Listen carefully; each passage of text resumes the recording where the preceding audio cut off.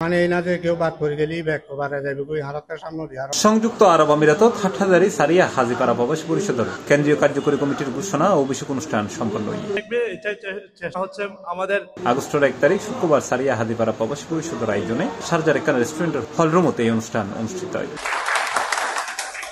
মোহাম্মদ জয়নাল আবেদিন ও আইব আলীর যৌথ পরিচালনায় এবং নুরুল আলম বাসার সভাপতিত্বে অনুষ্ঠানে প্রধান অতিথি হিসেবে উপস্থিত আছেন মুর্শিদুল আলম ইসমাইল। এই সময় প্রধান বক্তা হিসেবে উপস্থিত আছেন মোহাম্মদ রাসেল উদ্দিন।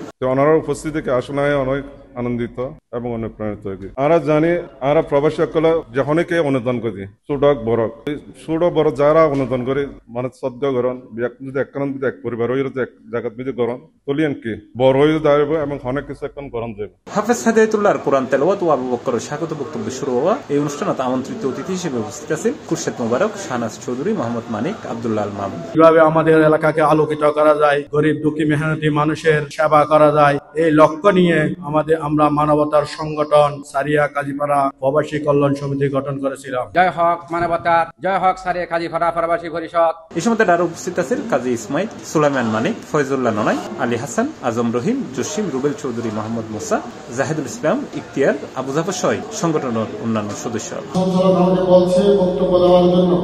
হয়ে আপনার সংগঠনকে এগিয়ে নিয়ে যাবেন। কেন্দ্রীয় কার্যকরী কমিটির বিশেষ কিছু বলার জন্য এখানে আসি না।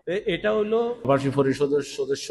এই সময় মুর্শিদুল আলম ইসমাইলের সভাপতি, মোহাম্মদ রাসেলউদ্দিন রায় সিনিয়র সহসভাপতি ও কাজী মোহাম্মদ মুর্শেদ রায় সাধারণ সম্পাদক করে 71 সদস্য বিশিষ্ট কার্যকরী কমিটি ঘোষণা করা হয়। শেষে হাফেজ সালাউদ্দিনের বিশেষ মোনাজাতের মাধ্যমে অনুষ্ঠানের সমাপ্তি ঘটে।